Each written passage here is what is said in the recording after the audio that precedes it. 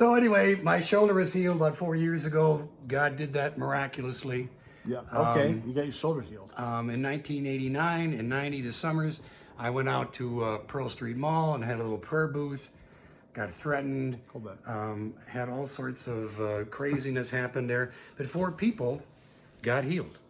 And So you prayed for strangers and they got healed. well, they came up to me because I had a little prayer booth. Yeah. And they asked for prayer. And what's wild is I think God seems to answer more healing prayers in the evangelistic sense Yeah. than just going to church. I prayed for 4 people. Those are the only 4 they asked for physical healing. All 4 got healed. Wow. So, Makes me think we should do more evangelistic stuff. yeah. Like, what are those deals where they have the cruising stuff that goes up Longmont and then people have booths and everything? We Yeah. should have a prayer booth there. Yeah, we totally should. Do words of knowledge and things. That'd be great. I've prayed for people. They've gotten healed. I've gotten healed myself. There's more stories, but that's good enough. Why doesn't God heal all the time? Because I mean, even now we're joking about your long COVID, which is not funny. I don't know why you're trying to make a joke out of it, but why hasn't that happened? I don't know. There's lots of opinions about all this stuff, and there's different methodologies that people employ to get people healed. Yeah. And you have the word of faith people, which I don't necessarily agree with everything they do, but they do get people healed. Yeah. And Catherine Kuhlman once prayed for a lady who refused her prayer. I do not want to be healed. Don't pray for me. And she prayed for her, and the woman got healed.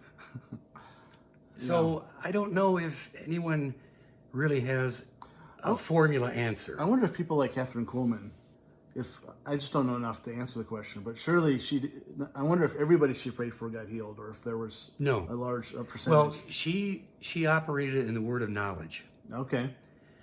She saw a lot of craziness and abuses where people were just doing all these dramatics and pushing people down, and she wanted none of that. Okay. And so God used her. She'd be sitting there, hey, there's someone up there in the balcony here, you're being healed of cancer. Come on down and tell the ushers.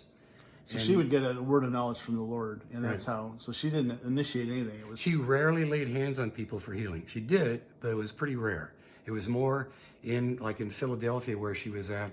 It was more of the word of knowledge kind of stuff. Okay. Wow.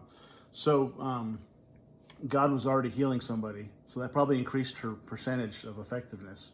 I wonder if she ever had a word of knowledge for somebody and they didn't get healed. Probably. Yeah. We don't, I mean, we're flawed. We don't always hear God right, and we don't always do right. So. Yeah. I can see why some people would say, well, then why even do it? Why even lean into it? Why try? Well, that's crazy because not everyone gets saved. Should we stop evangelism? Not everyone gets healed. But that doesn't mean we stop praying for both of those things. Yeah. That's good. And of course, Jesus was into healing, and we're called to be like Jesus. All right. So let's talk about Isaiah 61. And you picked it, I'm assuming, because you like the subject of healing and restoration. Correct. Actually, I've got Luke 4:18 printed out here. Right. So it says, the Spirit of the Lord is on me because he has anointed me to preach good news to the poor. He has sent me to proclaim freedom for the prisoners and recovery of sight for the blind, to release the oppressed, to proclaim the year of the Lord's favor. He's quoting that, and he says that is about him, right? Right. A lot of chutzpah to say, hey, by the way, I'm the fulfillment of... Well, when you're God, you aren't too worried about it, Yeah. And I noticed what you read, it leaves out proclaim freedom for the captives. Why is it that sometimes when we read a quote from the New Testament of the Old Testament, it doesn't line up word for word? I don't know. Okay. I'm not a theologian like you. So. Oh, okay. No, I wish I were. Thank you. I'd like to be one. Maybe. You are. Maybe not. Okay, let me ask you this. In both, when Jesus quotes it, he leaves out the next verse, which says, in the day of vengeance for our God. So some people have had theories, because Jesus he quotes like this outpouring of restoration, healing, release healing for the blind, release for the captives. The verse continues, the day of vengeance of our God. So Jesus could have kept reading. Why does he stop? Because it wasn't the day of vengeance. Okay.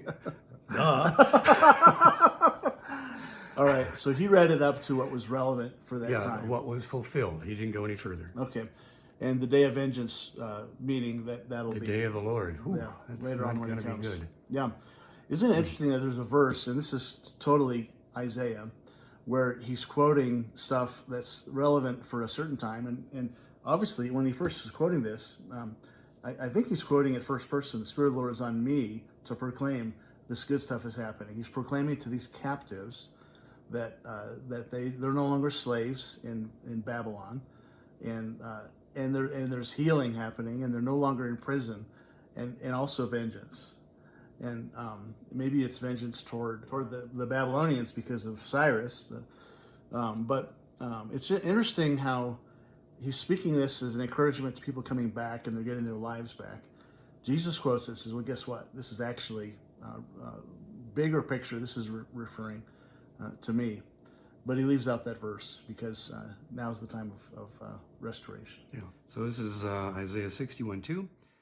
To proclaim the year of the Lord's favor and the day of vengeance of our God, to comfort all who mourn, and provide for those who grieve in Zion, to bestow on them a crown of beauty instead of ashes, the oil of joy instead of mourning, and a garment of praise instead of a spirit of despair. They will be called oaks of righteousness, a planting of the Lord for the display of his splendor. So would you say that is that a description of what happens when people hear the gospel and how they're transformed? Well, that certainly would be it, but God, in just his restoration of however he wants to do it, is a demonstration of his splendor. Mm-hmm. Anything that God does that restores you physically, like my long COVID, he's going to restore me and heal me there. Could be, you could have been raped, molested. God can restore that. We've seen that in deliverance and theophostics. Mm-hmm. There is, all the different ways that a person that is broken and fallen could be restored results in the glory of God and the splendor of God.